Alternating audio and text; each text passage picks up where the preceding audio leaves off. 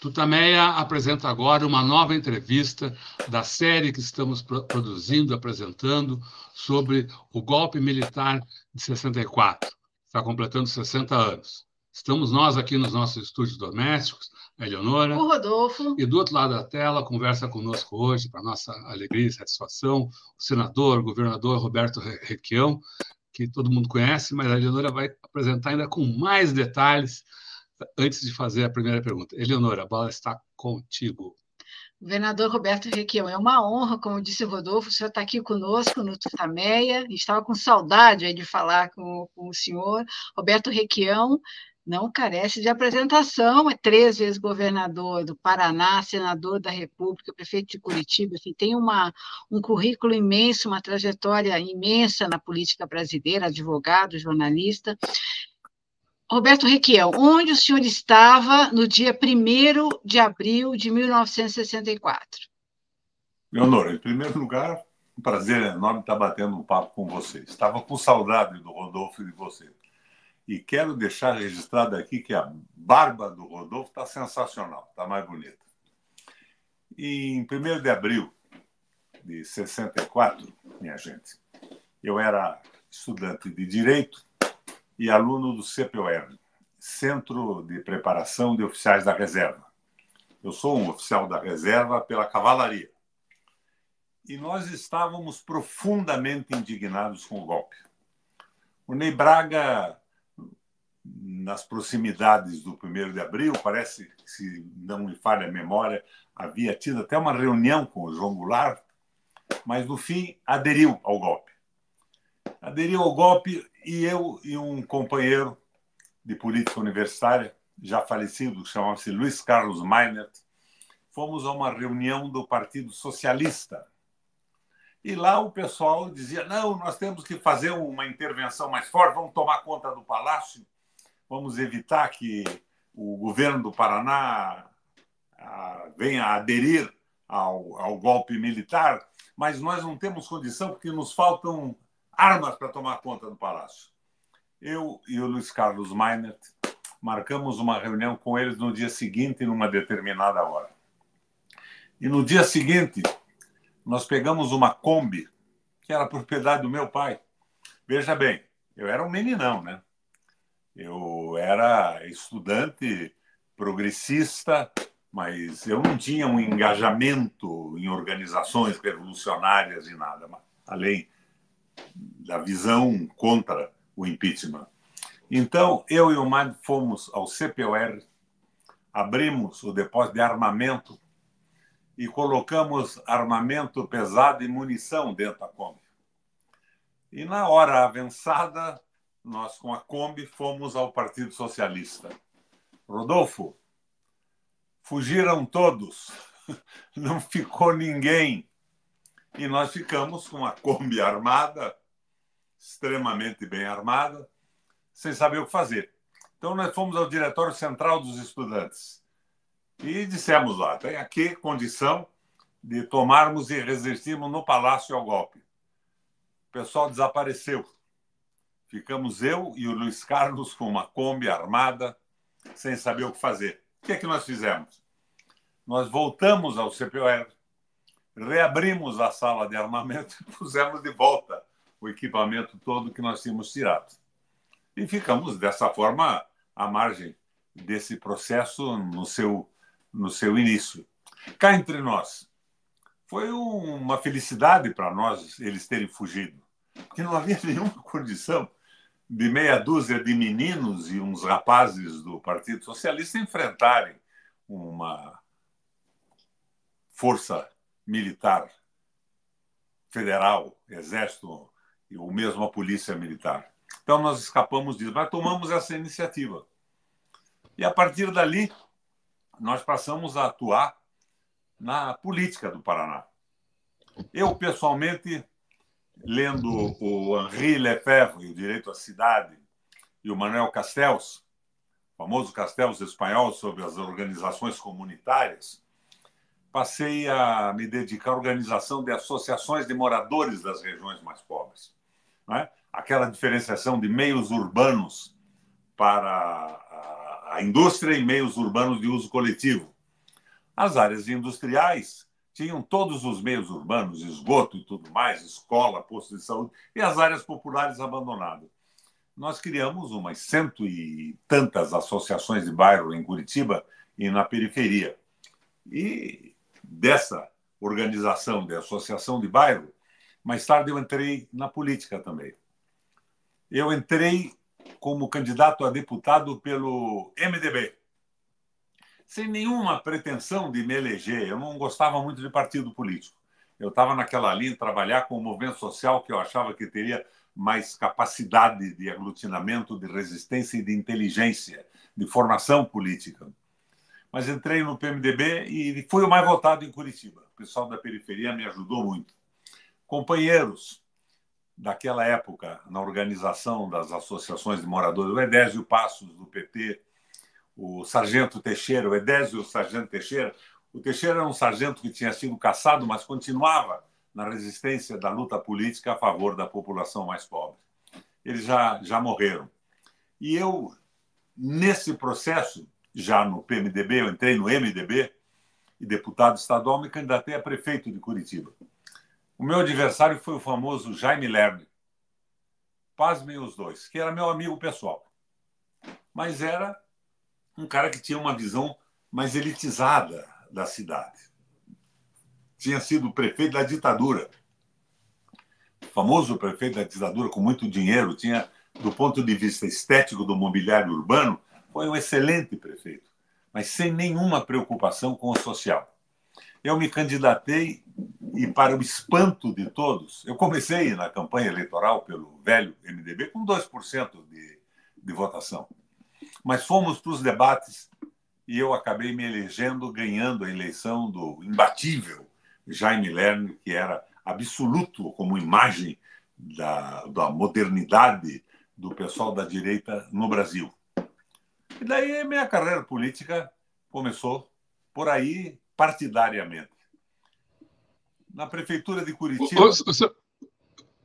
Bom, não sei se... Eu só queria, não, desculpe interromper, mas eu queria ainda voltar no tempo um pouco, para que o senhor nos contasse como é que aquele jovem que estava no CPR, como foi a formação daquele jovem para que ele chegasse a ter aquela indignação contra o golpe e, mais ainda, assumir, tomar uma atitude, quer dizer, coisas que foram raras, tanto, talvez não tão raras, mas a indignação não foi de todos, e tomar uma atitude, então, foi de um número bem menor. Então, um pouco sobre a sua formação aí que o levou a ter essa tomada de posição frente ao golpe militar de 64. Vamos lá, Rodolfo. Eu venho de uma família que tem participação política há muito tempo.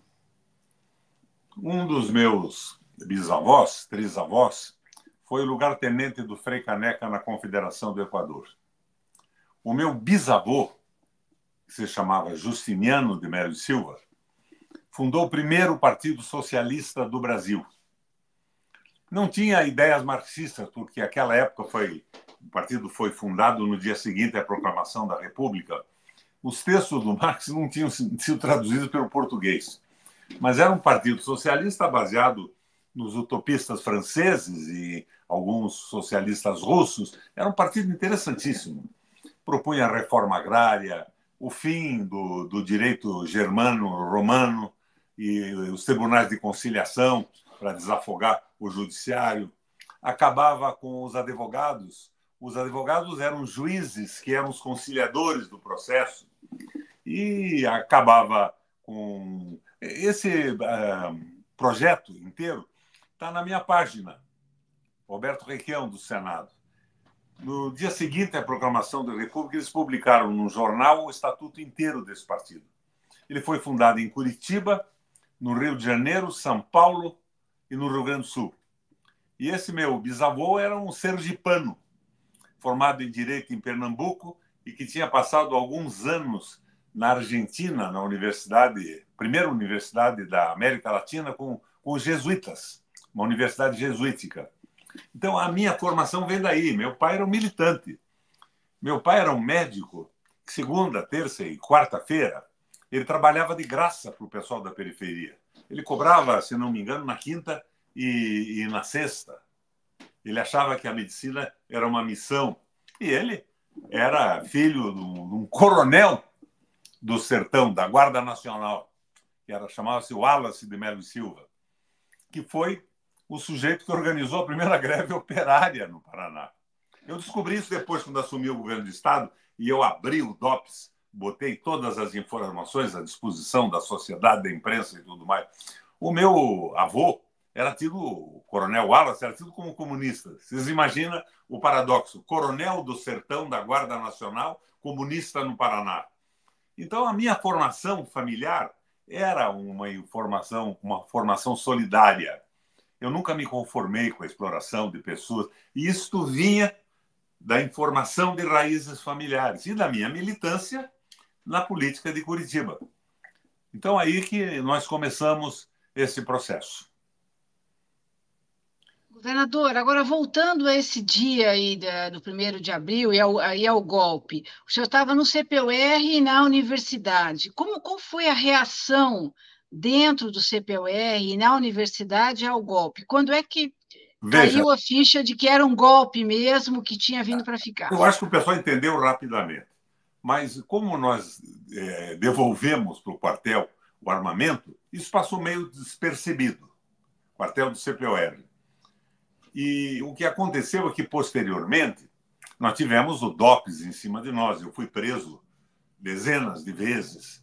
E, num determinado momento, nos puseram também nos inquéritos policiais, militares. E eu e o Luiz Carlos Meinert, o Luiz Carlos Meinert era de Joinville, era catarinense. Nós fomos para Joinville, de Joinville para São Francisco. Pegamos um barco, uma canoa motorizada, e desaparecemos aí por uns 60 dias, ficando nas ilhas para fugir da possibilidade da prisão. Até que um dia nós descobrimos que o chefe do inquérito aqui era um oficial tenente, não me lembro o nome dele, como qualquer coisa, como Garrido, Carvalhido. E nós conhecíamos esse cara. E nós resolvemos voltar. Voltamos, viemos para Curitiba, pusemos um terno e nos apresentamos lá. E daí ele diz, mas vocês estão aqui e tal, enquanto tem um inquérito, aquilo acabou morrendo ali. Mas isso não significa que não tivesse uma pressão pesada do DOPS, Departamento de Ordem Política e Social. E neste processo nós fomos até que pudemos participar, eu pessoalmente, de um processo eleitoral. O Luiz Carlos Meinert foi secretário das Finanças do governo de Santa Catarina, com a eleição do Pedro Ivo Silveira, voltou para lá, e a nossa participação política foi por aí. Até que nós começamos a testemunhar, Eleonora, o que acontece hoje, que não vem de hoje. A ditadura militar foi caracterizada pela violência dos generais, com revelações recentes, não é, Rodolfo? De ordem de eliminação física dadas pelo Geisel, de quadros da esquerda brasileira. Um irmão meu foi preso em São Paulo, numa cela ao lado do Rubens Paiva. Ele acompanhou a vida dura do Rubens Paiva, as torturas, até o dia que retiraram ele de lá e ele foi assassinado numa praia do Rio de Janeiro. O Rubens Paiva. Então, nós estávamos dentro desse processo todo. Mas o Geisel era um ditador, era um autoritário, mas eu não posso esquecer que ele era nacionalista. Foi o Geisel que reforçou a Vale do Rio Doce e a Petrobras. Esta visão entreguista vem na continuidade, Eleonora. Ela vem com o Fernando Henrique Cardoso. Lembra do Fernando Henrique Cardoso? Em parceria com o Enzo Faleto, que eu achava que era um argentino naturalizado argentino, que trabalhou junto com o Fernando Henrique, era um sociólogo. Hoje eu vi na biografia dele uma versão diferente, que ele era chileno, nasceu e morreu no Chile. E aí é que começou a se instalar o entreguismo, a visão do fim do Brasil soberano, do Brasil nação, o Brasil colônia, com aquela teoria da dependência. Ou os brasileiros não têm condição de assumir o desenvolvimento do Brasil, então tem que chamar empresários de outros países que têm educação, condição, inteligência, expertise para fazer o Brasil crescer. Começou com o Fernando Henrique, porque os milicos, com todos os defeitos que tinham, eram nacionalistas. Pelo menos o Geisel era. Não é? A força que o Geisel deu para a Varda Rudolph e a Petrobras é monumental. Quem veio a quebrar, por exemplo, o monopólio do petróleo foi o Fernando Henrique. Fernando Henrique quebrou o monopólio do petróleo e um deputado baiano, que chamava-se Haroldo Lima, que assumiu em determinado momento aquela Agência Nacional do Petróleo, tentou consertar isso com a proposta da partilha, para não entregar completamente. Então, a Petrobras teria uma partilha. Mas o Fernando Henrique, Lucena, Eleonora, o Fernando Henrique vendeu ações da Petrobras. E, posteriormente, o Lula vendeu ações da Petrobras com o Gabrielli, achando que era uma coisa maravilhosa. O Lula imaginava que ele manteria a Petrobras na mão do Brasil com a Golden Share e com o controle das ações ordinárias que tinham direito a voto. Nós vemos que isso realmente não aconteceu. Hoje, 67,6% das ações da Petrobras estão em mãos privadas. E uma boa parte na Bolsa de Nova York. 20% no Brasil, o resto na Bolsa de Nova York, mais ou menos isso. E nós vimos que, com o governo do Temer, o golpe do Temer em cima da Dilma, aquele pessoal, o Pertence, que ele colocou lá na Petrobras, como é que chamava aquele cara? Foi presidente da Petrobras. Que organizou a partir... Sim, eu vou lembrar. Não é Pertence. Não é Pertence, eu vou lembrar. Não se preocupe em esquecer, porque isso não é sinal de Alzheimer. É uma falta de lembrança articulada de uma informação... Parente, Pedro Parente. Nem cheguei a procurar no Google, já o HD funcionou aqui. Então, mas, senadora, deixa eu só aproveitar antes da gente. A gente vai seguir nessa questão aí da luta pela soberania, da questão da construção ou da destruição de um projeto de Brasil-nação. Mas antes eu ainda queria falar um pouco sobre a questão da política durante a ditadura, porque a gente está vivendo hoje quase que uma negação da história. Não houve ditadura, era tudo. Então, eu queria que o senhor contasse um pouco, já que atuou no MDB, foi candidato, viveu o pacote de Abril, como era o controle da política ao longo durante a ditadura? A política duríssima. Companheiros presos, assassinados, rapazes, companheiros meus da universidade, pegaram cadeias de anos. Inclusive, uma época, vale a pena a informação, um grupo de companheiros nossos foi para o Chile, empolgados com Salvador Allende. Daí veio o golpe do Pinochet, eles estavam presos no Estádio Nacional. E nós organizamos aqui, no Paraná, um grupo que levantou fundos que foram enviados para o Chile para comprar os generais. Nós conseguimos tirar do Estádio Nacional, através do pagamento, do suborno daquela canalha da direita chilena, alguns companheiros que saíram do Chile, foram para outros países, trabalharam politicamente em muitos países, acabaram voltando para o Brasil com o fim da ditadura, com a direta já e tudo mais, estão por aqui até hoje. Inclusive, uma das operadoras desse processo é a Mari Zanoni, companheira nossa. Ela deve estar no Acre. Ela foi muito bem relacionada com Chico Mendes lá uma época e ela foi um dos instrumentos para encarregar esse dinheiro para libertar o pessoal brasileiro preso no Estádio Nacional. Então, nós estávamos numa atividade contínua. Muitos companheiros até da democracia cristã nos ajudaram nisso. Na arrecadação e no envio para a liberação. A atividade nossa estava por aí. Foi muito duro isso. Nós tivemos, pessoal, o Jefferson Cardim de Aguiar foi preso. Estava preso no quartel do Boqueirão, aqui em Curitiba. E um grupo de companheiros nossos, eu não vou citar o nome agora, não sei se eles gostariam disso ou não, invadiram a área externa do quartel e levaram um macaco de Volkswagen. Conhece aquele macaco que se vai mexendo na alavanca e ele vai pressionando? Eles estavam presos em celas térreas com grades pesadíssimas. Eles puseram o macaco e com o macaco eles arrancaram as celas, as grades. Assim, o Jefferson Cardim de Aguiar, pelo pessoal nosso, companheiros aqui do Paraná, foi libertado. Então, havia uma atividade nesse grupo nosso, que, no meu caso, acabou sendo desviada ou lançada para a participação política. Eu fui um prefeito popular. Eu fui um prefeito de esquerda. Eu criei administrações regionais, eu fiz uma política de creches, e melhorei a situação das escolas, trouxe as escolas integrais, escolas oficinas para os mais pobres, escolas integrais nos bairros da periferia, onde a população teria dificuldade de ter acesso a uma escola de grande qualidade, como a burguesia do centro tem com facilidade.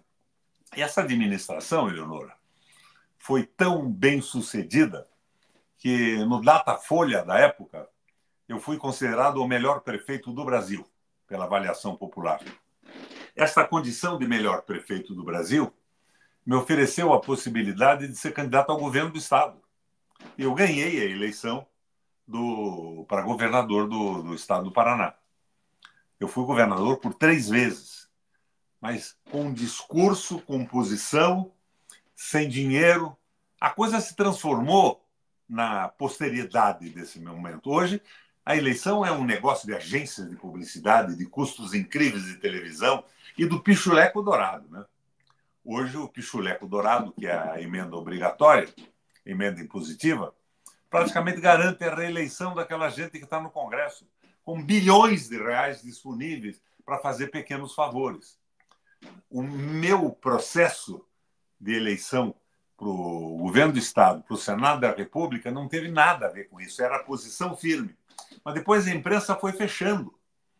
Quando eles perceberam o tipo de governo que nós fazíamos, a tese, nós precisamos de empresas estratégicas na mão do Estado, Banco Central subordinado a uma proposta de desenvolvimento, Petrobras vinculada aos interesses do crescimento do Brasil e não para viabilizar dividendos para os seus acionistas internacionais, o sistema de saneamento na mão do Estado e portos públicos. Mas hoje o que você vê, vamos dar um pulo aí, é que o nosso governo da Frente da Esperança está fazendo exatamente o contrário do que foram as nossas teses, inclusive entrando na Frente da Esperança para eleger o Lula.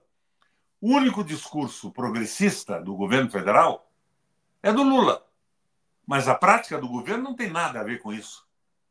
Nós estamos com o Banco Central na mão do mercado financeiro, a nossa Petrobras tenta iludir a população com a história que acabou a parceria de preços internacionais, mas está acima da parceria de preços internacionais, está tendo lucros fantásticos, talvez também para contentar o pessoal da Fazenda, que quer o equilíbrio fiscal com o lucro da Petrobras, mas 76% vai embora. Então, mal administrado isso tudo. E aqui no Paraná? Aqui no Paraná a situação é terrível. Você sabe que eu sou um lulista militante. Já dei entrevista a vocês, eu admiro o percurso da história do Lula e tudo mais, na política, o crescimento dele, a evolução. Mas hoje, no Paraná, nós entramos de cabeça na eleição do Lula. Eu estava vinculado à política internacional. Eu fui presidente do Parlamento Europeu Latino-Americano, em Bruxelas. E era presidente das seções brasileiras do Parlasul e do Parlatino. E algumas vezes até presidente do Parlatino e do Parlasul. E eu voltei para derrotar o liberalismo do Guedes, a incongruência absoluta do Bolsonaro e dar uma mão para o Lula. Mas no Paraná, o governo federal apoiou a venda da nossa companhia de energia elétrica. O governo federal fez o pedágio do Bolsonaro. Nem o Bolsonaro teve coragem de fazer, estava parado. O governo federal fez o pedágio. Para vocês terem ideia, o primeiro lote do pedágio foi vencido por uma empresa das Ilhas Caimã, um paraíso fiscal. Vocês imaginem se tem cabimento isso. Mas foi feito pelo Lula. O Lula foi a público anunciar, junto com o nosso governador aqui, o Ratinho, que ia fazer isso. Por quê? Pressionado pela história do equilíbrio fiscal, de pôr dinheiro, e o pedágio do Paraná é um escândalo. Ele foi denunciado pelo Ministério Público Federal, estadual, pelo Tribunal de Contas da União, do Estado, como o maior escândalo do país. Preços absurdos. A tal agência de fomento e o DR do Paraná autorizando aumentos que deveriam vir com obras de duplicação, viadutos que não foram feitos. Então, e o Porto de Paranaguá, que está sendo vendido. Na minha gestão, eu fiz um terminal de álcool lá, que era uma beleza, para impulsionar o mercado de álcool combustível do Paraná, em ligação com outros estados, ou mesmo exportação. Está privatizado. Estão vendendo o porto inteiro.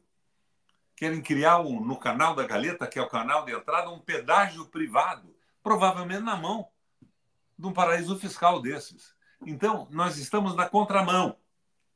E eu acho que, quando eu faço essa crítica que estou fazendo a vocês aqui, em cima da minha militância, da minha esperança, eu entrei na política sonhando em ajudar a transformação do mundo.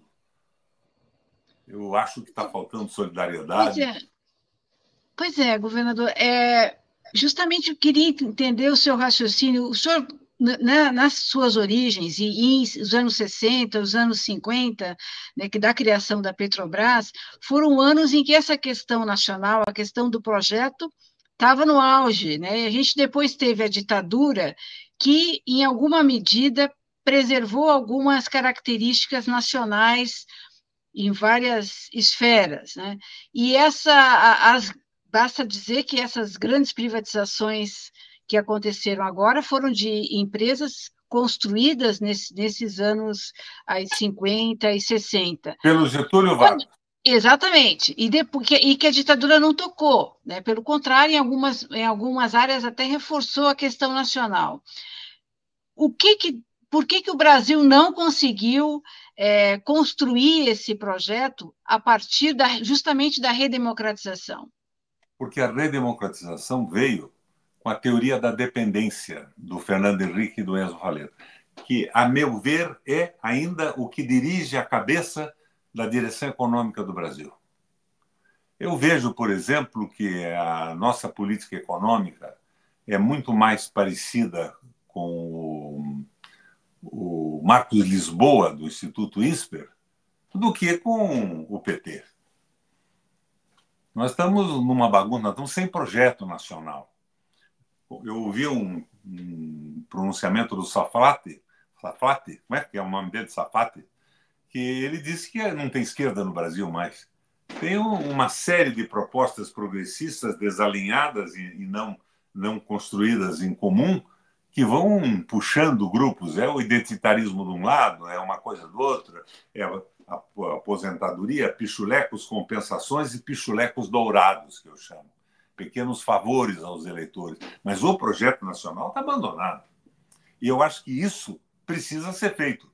Porque o resultado disso tudo, Rodolfo, vai ser uma vitória brutal da direita na próxima eleição. Vamos deixar de fantasia. Nós fizemos algumas pesquisas aqui no Paraná. Pergunta: você apoiaria um candidato apoiado pelo presidente Lula?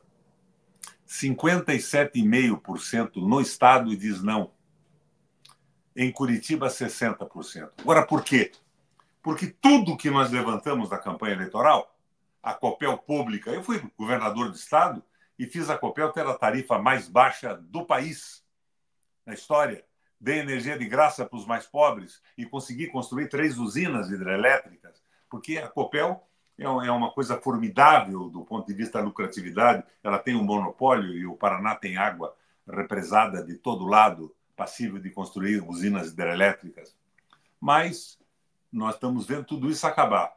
o governo federal apoiando isso, apoiando um pedágio por 35 anos na mão de Ilhas Caimã, que era a proposta do Bolsonaro, que não conseguiu fazer. Foi o nosso governo da frente, para mim, da frente da desesperança, de certa forma, que eu vejo acontecer no estado do Paraná. Então, nós estamos naquela linha da teoria da dependência. Mas o Lula tem um discurso bom. Eu acho que ele tinha que colocar uma proposta que garantisse a soberania, a industrialização, o desenvolvimento econômico.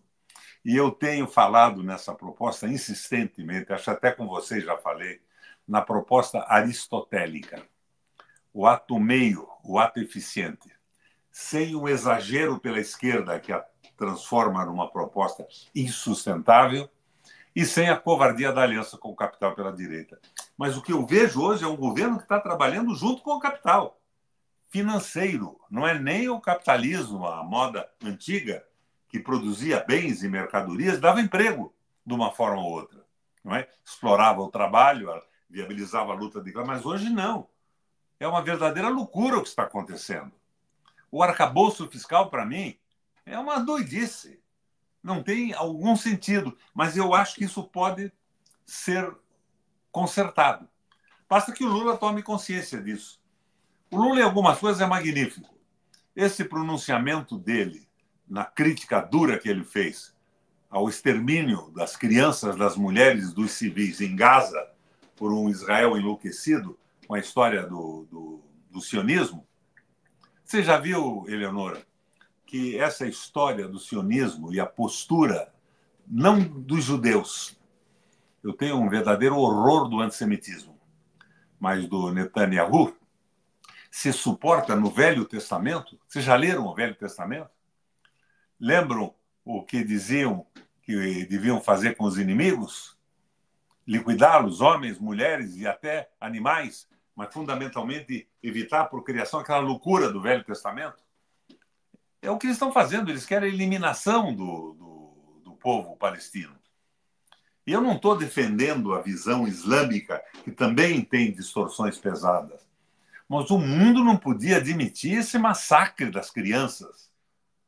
Dezenas de milhares de crianças, mulheres que não têm nada a ver com Hezbollah nem nada. E é uma tentativa de mandar aquele pessoal embora. Então, não tem sentido. O Lula despertou a consciência do mundo com a sua posição clara. E o Lula, se colocasse um projeto nacional, dissesse o que quer fazer em termos de garantia da soberania. A Petrobras é a grande possibilidade que nós temos de retomar o desenvolvimento econômico. É a única empresa com capital suficiente, com poder de mobilização, para dar uma arrancada no desenvolvimento. E não para distribuir dividendo para sócios privados da Bolsa de Nova York. Agora, o Lula faz o quê? Coloca lá o Prates. E ficam enganando, dizendo que estão diminuindo, que não tem mais os aumentos que tinham no Bolsonaro. Eles estão com um preço maior que o do Bolsonaro nas circunstâncias atuais de desvalorização do dólar e tudo mais. Então, nós precisávamos que o governo acordasse, porque eu vejo, perdoem a sinceridade, uma semelhança entre a proposta do Milei e a nossa proposta econômica. E nós vamos acabar elegendo um Milei no Brasil. Bolsonaro, eu esqueço.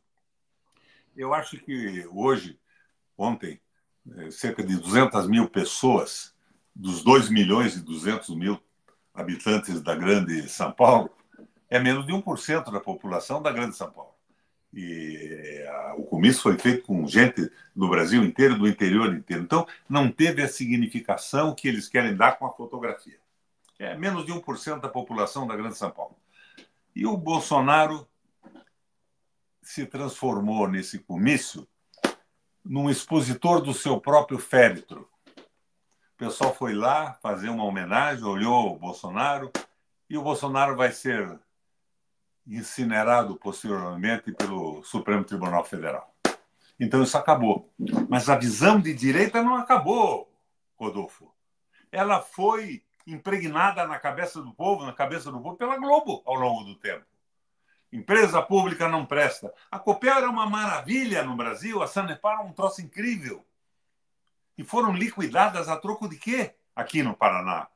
E nacionalmente também. Como é que você pode controlar a distribuição da energia no Brasil com a Eletrobras privada? Se veja a encrenca que estamos tendo com o Paraguai agora. Nova guerra do Paraguai. Por que desse conflito? O Paraguai quer cobrar energia pelo preço anterior ao saldo final da dívida da construção. Era 22 e pouco, 22,40, 22, eles querem cobrar isso. O custo da energia realmente é 9,50 por aí. O preço da energia deveria ser 10,40, 11, 12, porque a usina precisa de um lucro para sua renovação, a manutenção, o pagamento do pessoal e tudo. Os paraguaios não aceitam isso. Por que não aceitam, Rodolfo? Eles dizem, não é mais uma negociação de Estado a Estado. Paraguai e Brasil construíram a usina para oferecer energia boa e barata para o desenvolvimento dos dois países.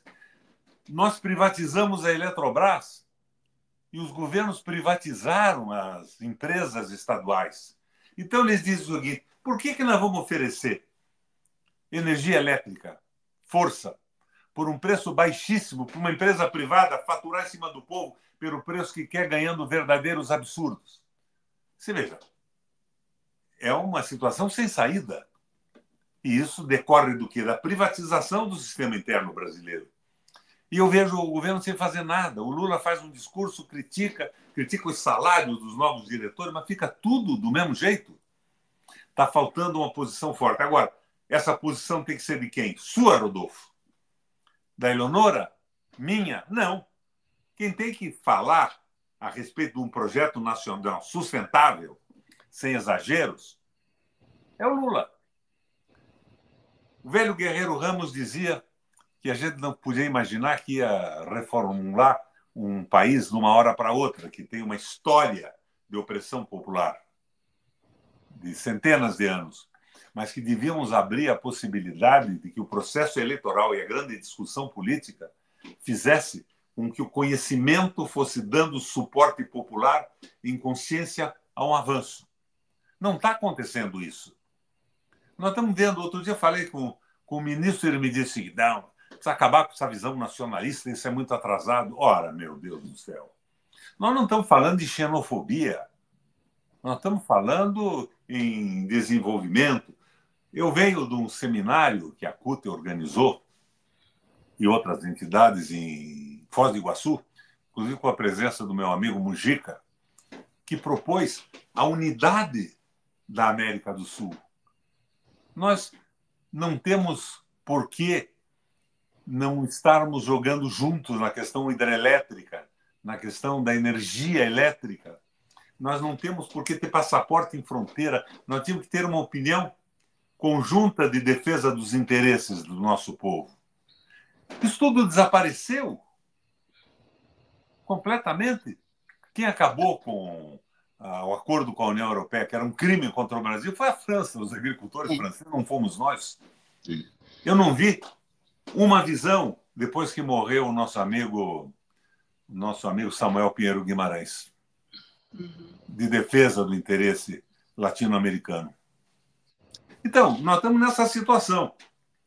E se a gente não mudar, se o Lula não acordar para transformar o seu discurso numa proposta política integrada, um começo, meio e fim, nós estamos indo para um caos total. E não é o Bolsonaro, mas é essa direita que vai acabar prevalecendo, que está com o apoio da imprensa inteira. O que o Lula apanhou da imprensa brasileira por ter sido contra a mortandade de Gaza, ele não praticou antissemitismo algum. Eu disse a vocês, eu pessoalmente tenho horror absoluto ao antissemitismo. Quando eu era candidato a prefeito de Curitiba, Eleonora, eu fui a uma reunião numa sociedade aqui que tinha lá umas 1.500, 2.000 pessoas organizadas pelos árabes que queriam me apoiar. Achei maravilha, fui lá. Daí tinha um palanquezinho, o pessoal subia, um falou, outro falou, e começaram a dizer que queriam me apoiar para um judeu não ganhar a eleição da prefeitura de Curitiba, que era o Jaime Lerner.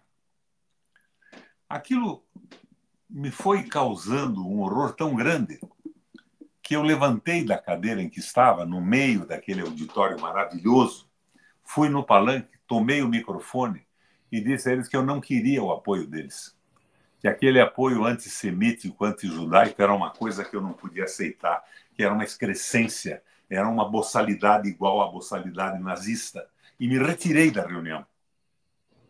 Deixei todo mundo sozinho lá. Governador, No dia seguinte, pela manhã, Eleonora, às 6 horas da manhã, começaram a bater na minha casa. Eram as lideranças árabes, para me pedir desculpa em relação à boçalidade que tinham feito alguns dos seus líderes na reunião. E dizer que eles não eram antissemitas, não estavam nessa posição, que iriam me apoiar e que conviviam perfeitamente com os judeus no Paraná e Curitiba. Então, a prática é o critério da verdade.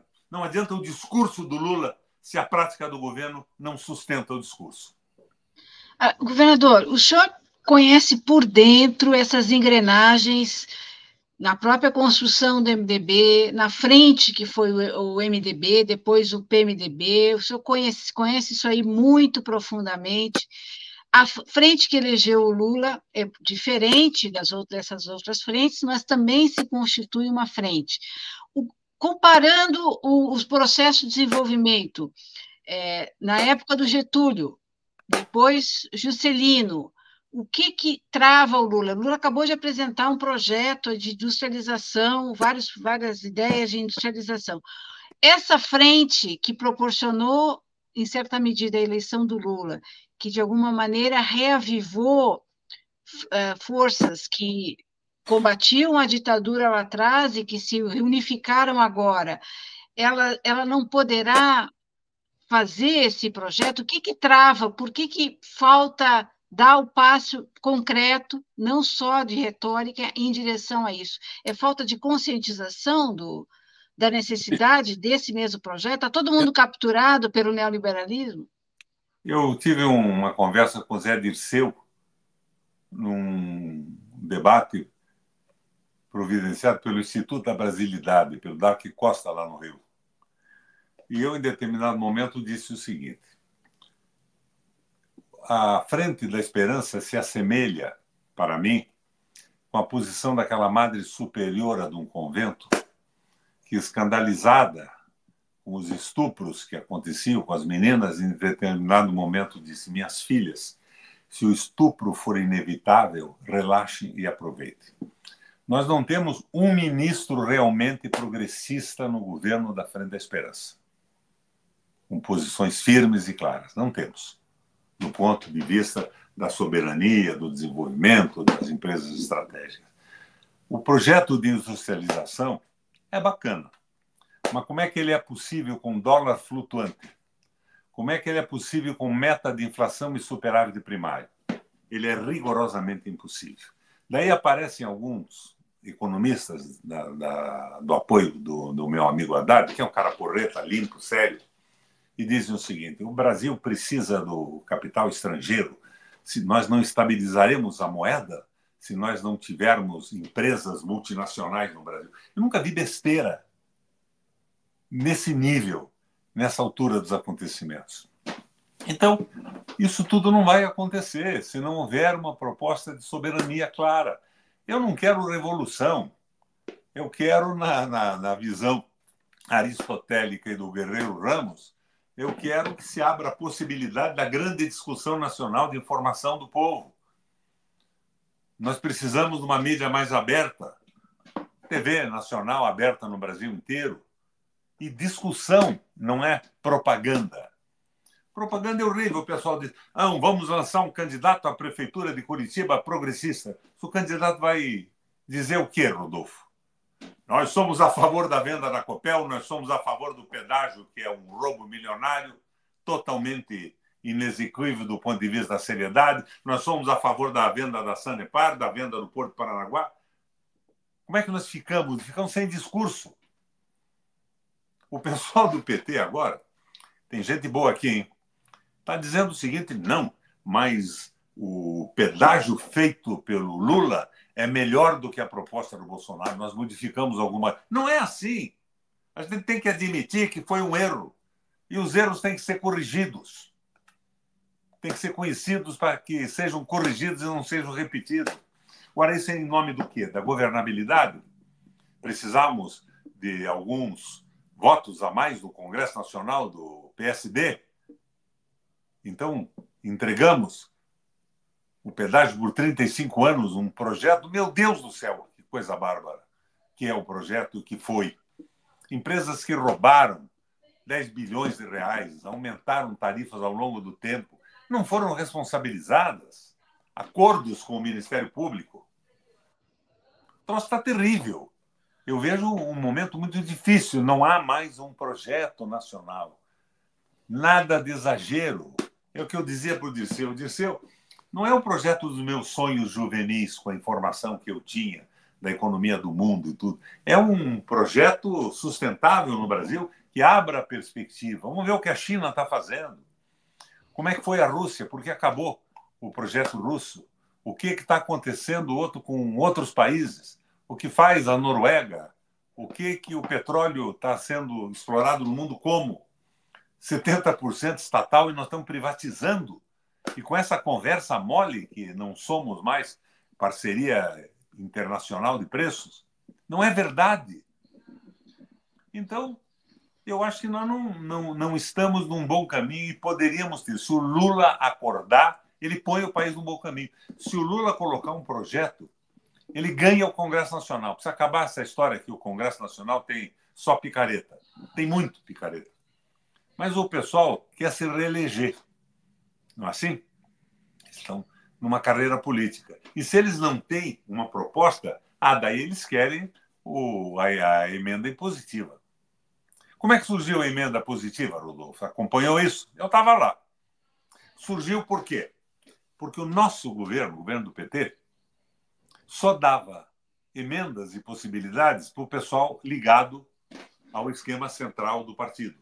E os deputados todos, inclusive da base de apoio, que não estavam filiados, não estavam umbilicalmente ligados à estrutura, não tinham nada. Então eles disseram, vamos fazer emenda impositiva, porque daí acaba essa história de uma preferência dada pelo governo central. Fizeram isso. Eu fui contrário, eu votei contra. Mas fizeram isso. E no governo do Temer e do Bolsonaro, isso foi transformado numa coisa enorme. Uma coisa que inviabiliza a possibilidade do governo federal. Não é democracia, está inviabilizando a possibilidade. Então, o que eu acho é que precisa haver um despertar do Lula. Uma proposta de governo. O que queremos fazer com a Petrobras? Não precisa fazer amanhã de manhã, mas diga o quê. E não é colocando o Prates como presidente, nem nomeando caras do mercado para conselho de administração.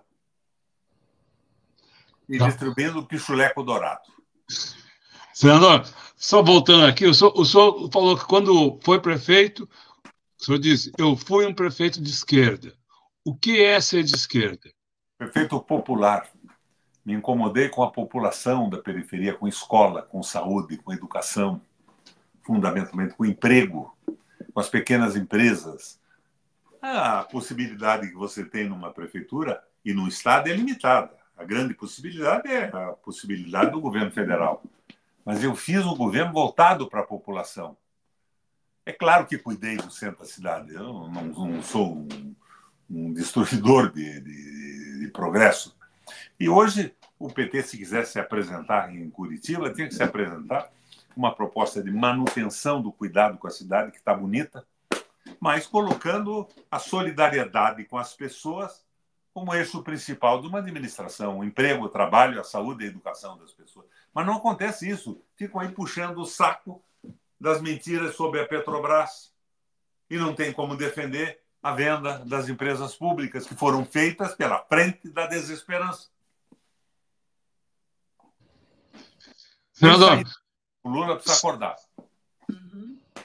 60 anos depois do golpe militar, há 4 anos nós vivemos aí um governo de extrema-direita que uma política provocou uma mortandade no tempo da Covid, enfim. Que alertas as experiências de então dão para os dias de hoje? O alerta é que nós temos que quebrar o monopólio da comunicação no Brasil, levantar a consciência popular, informação e posição. E uma proposta de crescimento do Brasil, de industrialização, porque sem industrialização não vai haver, de forma alguma, o sucesso. Agora, o que eu estou vendo são conversas, grande política industrial. De repente, o Haddad diz que ele não sabia dessa política industrial, que não tinham contado nem para ele nem para o Lula. Daí ela aparece na mídia como o grande sucesso do Lula. O Lula não tinha ideia do que era aquilo. Sustentada com dinheiro da onde? Não, diz o Haddad, nós não queremos investimento público. Nós queremos investimento privado no Brasil. Mas investimento privado com câmbio flutuante. Você monta uma empresa, compra um equipamento fora do Brasil, em dólar. É o que aconteceu com as companhias aéreas, lembra? Os caras investiram em aviões novos e tudo mais, e de repente, quando eles foram pagar, o que eles tinham comprado com o dólar a 1,80 estava a 6. Quebrou tudo. O dólar flutuante é uma estupidez. A meta de inflação é completamente fora da lógica. Os Estados Unidos está emitindo moeda. Para quê?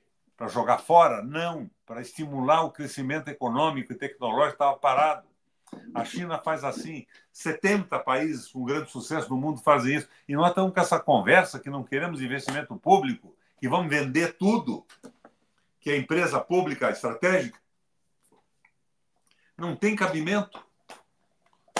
E eu não vejo nada que me ilumine um caminho diferente disso. Claro que o discurso do Lula é porreta. Ele é porreta. Eu tenho uma admiração profunda pelo menino Lula. Chamo de menino porque ele tem 70 e poucos anos, né? Eu tenho 83.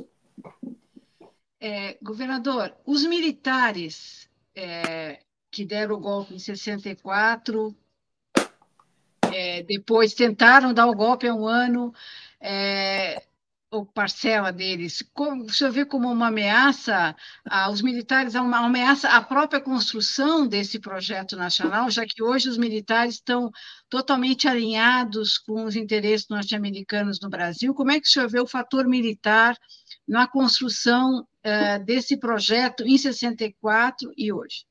Me perdoe não concordar com você. Os militares não estão alinhados com o projeto norte-americano.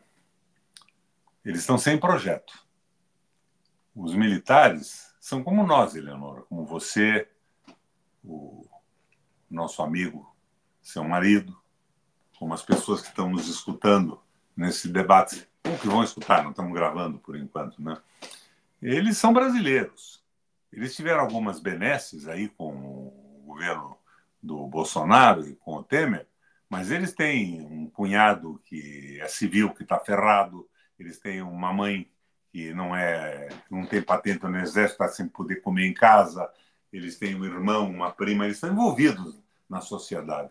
Se tiver um projeto, nós teremos o apoio. É claro que existem na cúpula alguns que se fascinaram com as benesses dadas pelos norte-americanos, com essa história do liberalismo econômico e tudo mais. Mas não são todos, não. Não vejo isso, não. Falo da condição de oficial da reserva, ASP-OFF, cavalaria.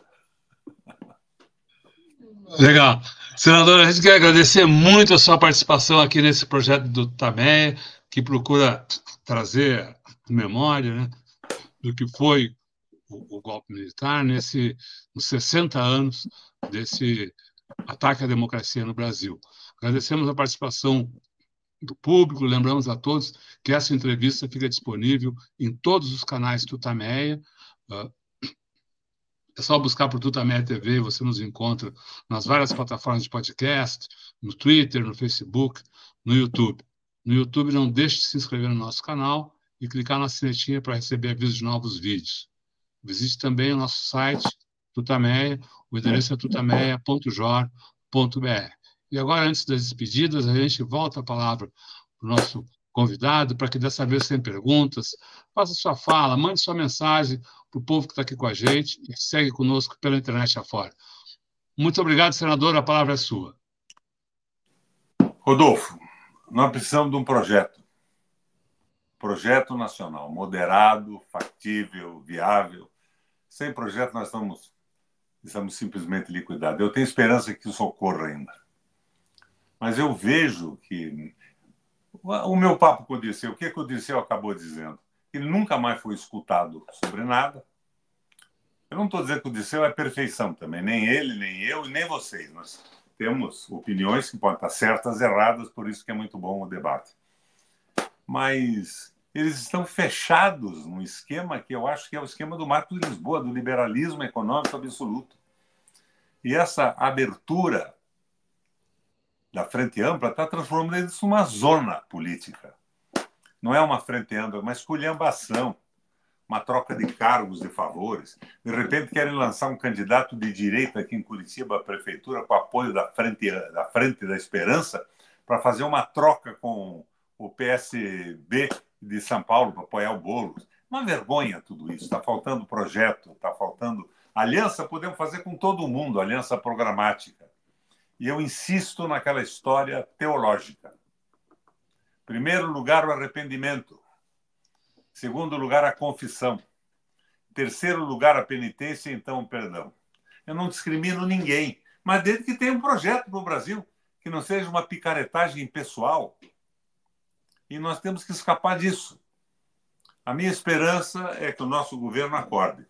Agora, por que o Requião está dizendo o que está dizendo aqui? É o que eu falo todo dia. Então, eu estou sendo colocado totalmente de lado pelo PT. Eu fui candidato ao governo do Estado, sabendo que a eleição aqui era impossível, com o domínio absoluto da imprensa, o fato de eu estar praticamente fora da política do Paraná, presidindo o Parlamento Europeu Latino-Americano, mas entrei para ajudar. E depois fui descartado. Agora, por que eu sou descartado? Porque eu penso como eu penso, que é a forma com que eu expus para vocês agora a situação em que eu vejo o Brasil. Eu não sirvo, essa frente ampla não tem lugar para nacionalista, não tem lugar para brasileiro, não tem lugar para quem procura a soberania do país. Que frente ampla é essa? É uma frente de centro-direita e está complicando o Brasil para consolidar o liberalismo econômico. O governo nosso está consolidando o liberalismo econômico, consolidando as privatizações e tudo mais. Isso vai acabar muito mal, porque nós teremos, assim como os erros do peronismo na Argentina, finalmente na mão daquele maluquete que era o Massa, acabou entregando para o Milei, o governo, nós vamos ter, depois da consolidação, a garantia da permanência do liberalismo econômico com um governo que vai detestar a Frente da Esperança. Então é isso, nós temos que mexer nisso e criticar construtivamente. Não é para acabar com... Eu sou lulista declaradamente, mas eu sou, acima de tudo, brasileiro. E quero ver um projeto de Brasil funcionando. E essa polarização é ridícula. Eu sou bolsonarista, eu sou lulista, mas por que ninguém sabe? O Bolsonaro é mau, o Lula é bom, o Lula é mau, o Bolsonaro é bom. O enterro do Bolsonaro vai ser feito pelo Supremo Tribunal Federal. Mas a direita continua criticando o Lula e elogiando o liberalismo do governo federal. Vocês acompanham isso todo dia. Cada bobagem liberal que fazem, tirando a visão nacional em relação a empresas estratégicas, a criação de indústrias brasileiras. Eu tive com o Mujica, lá no Paraguai. O Mujica me dizia o seguinte: Requião, Brasil e América Latina toda, América do Sul, tem 7, 8% da população do mundo. Nós tivemos cerca de 70% a 80% do número de mortes por Covid do planeta Terra. Nós não temos domínio nem de uma vacina, não tivemos. Nós não temos domínio da indústria farmacêutica, das pesquisas, não temos domínio de nada. E estamos continuando assim. Daí eu vejo, não queremos as multinacionais no Brasil. Que bom que venham multinacionais, mas não para nos colonizar. Isso não dá certo, mas é o que eu vejo. É o Marcos Lisboa, com seu liberalismo enlouquecido, comandando a proposta brasileira. Não sei nem se o Marcos pensa assim ainda. Eu lembro dele lá nos debates do Senado Federal. Obrigado pela oportunidade e espero que na próxima vez que nós batemos um papo, a tua barba não esteja na cintura já. Porque a última vez ela estava por aqui, agora está aqui. Tá certo. Muito Muito obrigada, obrigado. governador. Muito obrigada. Obrigado. Boa noite. Um Boa abraço noite, a pessoal. todos. Tchau. Tchau. Tchau. Halau Akbar.